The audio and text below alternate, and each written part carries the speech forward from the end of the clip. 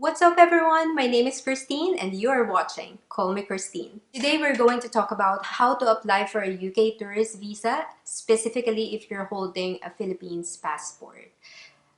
Before I proceed, I'd like to let you know guys that I'm not a professional immigration advisor. I'm just sharing with you my personal experiences, so I hope you'll find this video helpful.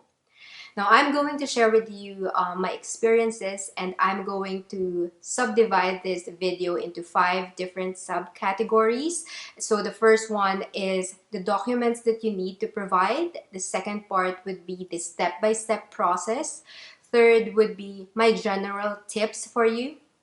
Fourth would be the common reasons for visa denial. And the fifth would be my tips if you have been granted a visa and you're going to enter the UK immigration border for the first time. So if you're interested, please keep on watching.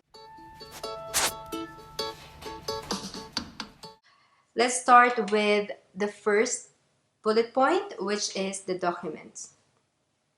So the documents that you need to provide would be valid passport, previous travel documents, which shows previous travel, financial document like bank statement, employment letter, sponsorship letter, or if you are self-employed or you have a business of your own, you can also provide them the business registration documents.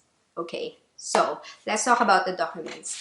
Valid passport is straightforward. Now, if you have any other travels before and you have a stamp on your passport, then it will definitely help them as well. So for example, you've traveled to Singapore or South Korea or Japan. If you have a visa, for example, for you have an American visa, that will definitely help as well. So it would be good if you have previous travel experience, but of course it's not a prerequisite. Second one is the step-by-step process. So I've listed all the relative links down below. So if you're interested, please feel free to refer on those links. So I've put up here 8 step-by-step process, and this is sourced from the VFS in the Philippines. So in the Philippines, we have 2 VFS center, I believe. There's one in Manila and one in Cebu. So onto the step-by-step process.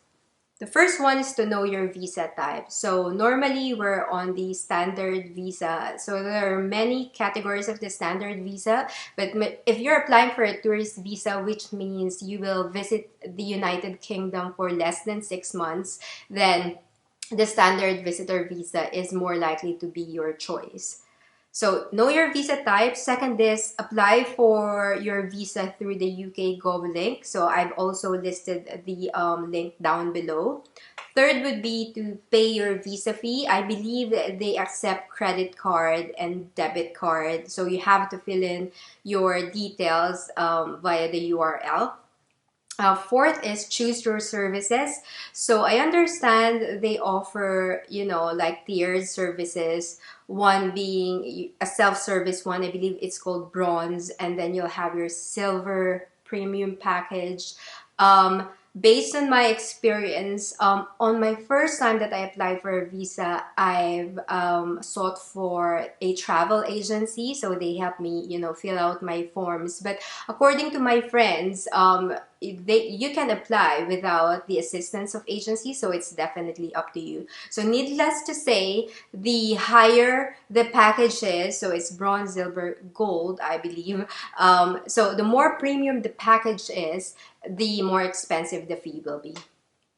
So after choose the service, fifth would be to upload your supporting documents. So in that specific link as well, you need to scan your documents and you need to upload them individually in that site. I'm going to give you my tips and tricks later on, but yeah, just make sure that you've scanned it and you name the file accordingly. So the sixth step is to visit the visa application center. So as I've mentioned earlier, you'll have your visa application in Manila and in Cebu. Some few notes here. So you cannot have a proxy it has to be a personal appearance, because they will ask you some questions, and also they will get your biometrics. So your, I believe they're going to take a photograph of you, and also to get your fingerprint scan. The seventh tip would be to track your application. I understand that you can opt to get to avail their text message updates. So if, say for example, your visa has been passed over to the embassy, you'll receive a notification. So the last process would be to collect your passport or pick up your documents. So again, you have an option whereby you can ask them to ship your documents to your address, or you can collect them personally. So now that we've talked about the documents that you need to provide and the step-by-step process on how to apply for a visa, let's talk about now the general tips for you guys. So first one is to try to establish your ties in the Philippines. So what that means is you're applying for a tourist visa, which means you are not going there to work or to stay for more than 6 months.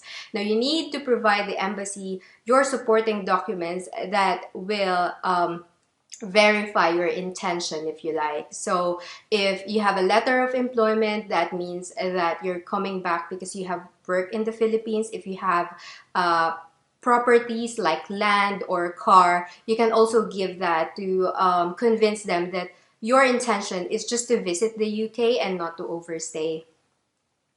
The second tip for you is to give as much information as possible. So if you're going to choose between giving too few information or too much information, please give too much information to them, because what will happen is they'll just return it. Oh, you don't need this one. You don't need this one. So yeah, give as much information as possible.